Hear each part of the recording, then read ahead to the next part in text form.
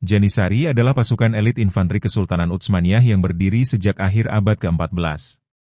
Mereka direkrut melalui sistem devshirme, yaitu pengambilan anak-anak Kristen dari Balkan untuk dilatih menjadi tentara profesional. Setelah masuk Islam, mereka ditempa dalam pendidikan militer yang keras dan disiplin tinggi, menjadikan mereka salah satu pasukan permanen paling modern pada zamannya. Kekuatan Janissary terletak pada organisasi dan penggunaan teknologi militer. Mereka termasuk pasukan awal yang mengadopsi senjata api seperti arkubus dan meriam, membuat mereka sangat efektif menghadapi ksatria Eropa. Barisan rapat Janissary mampu menahan gempuran kavaleri berat, sesuatu yang sulit dilakukan infanteri biasa. Dalam sejarah, mereka memainkan peran penting dalam kemenangan besar Utsmaniyah, termasuk penaklukan Konstantinopel tahun 1453. Namun, seiring berjalannya waktu, Janissary menjadi terlalu kuat secara politik dan menolak pembaruan militer.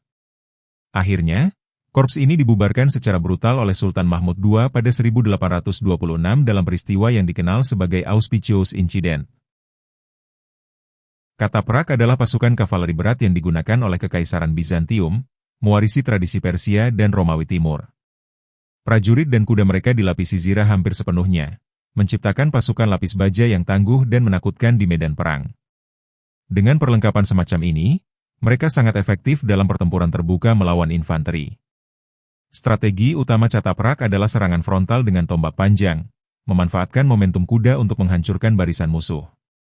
Setelah benturan awal, mereka bisa melanjutkan pertempuran dengan pedang atau busur. Taktik gabungan ini menjadikan Cataprak fleksibel, bisa menghancurkan formasi sekaligus mengejar musuh yang kabur. Meski menakutkan, pemeliharaan Cataprak sangat mahal. Biaya pelatihan, zirah penuh, dan kuda perang membuat Bizantium tidak selalu bisa mempertahankan jumlah besar. Walaupun begitu, selama berabad-abad, Cataprak menjadi simbol kejayaan militer Bizantium dan salah satu pasukan kavaleri paling ditakuti di abad pertengahan. Longbown adalah pemanah legendaris Inggris yang memainkan peran kunci dalam Perang 100 Tahun melawan Prancis. Dengan busur panjang khas Wales yang mampu menembakkan anak panah hingga 250 meter, mereka bisa menembus zirah ksatria yang selama ini dianggap tak terkalahkan. Latihan sejak kecil membuat Longbown sangat mematikan dan disiplin dalam pertempuran. Mereka terbukti menentukan dalam kemenangan Inggris di Crécy, 1346, Poitiers, 1356, dan Agincourt, 1415. Dalam pertempuran Agincourt misalnya, ribuan ksatria Prancis tumbang hanya karena hujan panah Longbown, meski jumlah pasukan Inggris jauh lebih sedikit. Ini menunjukkan bahwa teknologi dan taktik bisa mengalahkan kekuatan tradisional kavaleri berat. Longbown bukan hanya simbol kekuatan militer, tetapi juga lambang perubahan dalam strategi perang Eropa. Mereka menandai pergeseran dari dominasi ksatria feodal ke arah pasukan infanteri terlatih.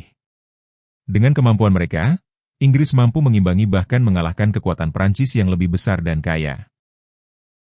Varangian Guard adalah pengawal pribadi Kaisar Bizantium yang terkenal dengan kekuatan dan loyalitas mereka. Awalnya berasal dari bangsa Viking Norse, kemudian banyak juga berasal dari Anglo-Saxon setelah penaklukan Norman di Inggris. Karena bukan orang Bizantium, mereka dianggap bebas dari intrik politik lokal, sehingga kepercayaan penuh diberikan kepada mereka. Senjata utama mereka adalah kapak besar 2 tangan, yang mampu membelah perisai dan zirah dalam satu tebasan. Mereka ditempatkan di barisan depan atau sebagai pasukan kejutan untuk mematahkan barisan musuh. Namun fungsi utama mereka tetap menjaga keselamatan kaisar, baik di istana maupun di medan perang. Selain kekuatan militer, Varangian Guard juga menjadi simbol propaganda. Kehadiran mereka menunjukkan bahwa Kaisar Bizantium mampu merekrut dan memimpin prajurit paling ditakuti dari utara Eropa. Selama berabad-abad, nama Varangian Guard melekat sebagai pasukan bayaran yang loyal, disiplin, dan berbahaya. Swiss Pikemen muncul pada abad ke-14 ketika rakyat Swiss bangkit melawan dominasi feodal. Mereka dipersenjatai dengan tombak panjang hingga 5 meter, lalu membentuk formasi rapat berbentuk kotak, piquet square. Formasi ini hampir mustahil ditembus kavaleri berat, menjadikan mereka senjata ampuh melawan ksatria bangsawan. Kemenangan besar seperti di Morgarten, 1315, dan Sempach, 1386. Memperlihatkan bahwa infanteri rakyat bisa mengalahkan pasukan elit feodal. Swiss Pikemen kemudian mendapatkan reputasi sebagai tentara bayaran terbaik di Eropa, direkrut oleh berbagai kerajaan untuk memperkuat barisan mereka. Kehadiran Swiss pikemen mengubah paradigma perang Eropa. Mereka membuktikan bahwa kavaleri bukan lagi raja di medan perang, dan infanteri disiplin bisa menjadi tulang punggung tentara. Reputasi mereka begitu tinggi sehingga bahkan Paus di Vatikan masih menggunakan Garda Swiss, warisan langsung dari tradisi pikemen. Knights Hospitaller awalnya didirikan sebagai ordo keagamaan yang bertugas merawat peziarah di Tanah Suci. Namun seiring meningkatnya ancaman perang salib, mereka bertransformasi menjadi pasukan militer elit.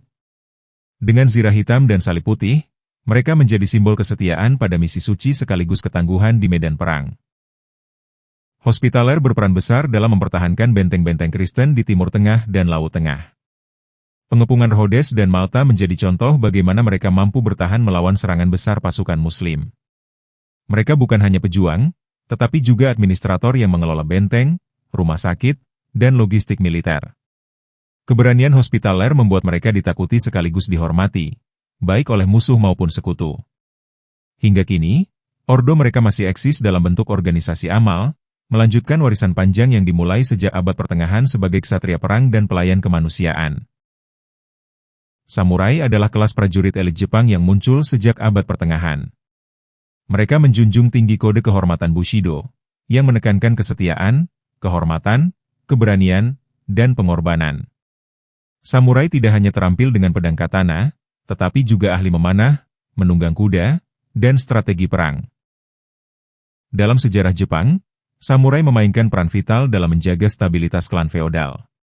Perang besar seperti Perang Genpei, abad ke-12, menunjukkan pengaruh mereka dalam menentukan jalannya politik Jepang. Samurai juga dikenal karena loyalitas mutlak kepada tuannya, bahkan rela melakukan seppuku, bunuh diri terhormat, demi menjaga kehormatan. Lebih dari sekadar prajurit, samurai adalah simbol budaya Jepang. Mereka memadukan seni bela diri dengan nilai moral dan spiritual, sehingga warisan mereka tetap hidup hingga era modern.